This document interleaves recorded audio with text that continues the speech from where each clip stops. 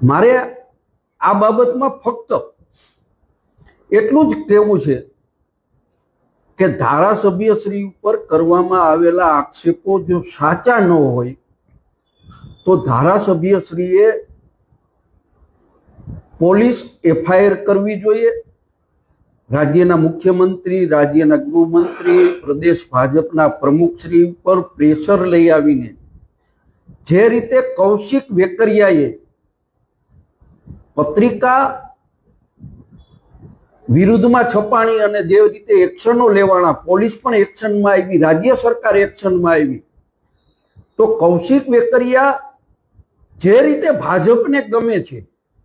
એ રીતે મહેન્દ્રભાઈ નથી ગમતા, એટલા માટે પગલા નથી લેવાતા, આવી લોકમુખે ચર્ચા ચાલી રહી છે। અને ધારાસભ્ય જો ખરેખર સાચા હોય અને આ આક્ષેપો ખોટા હોય તો એમને પોલીસ ફરિયાદ કરવી જોઈએ, પત્રિકા કાંડના મૂળ સુધી પહોંચવું જોઈએ।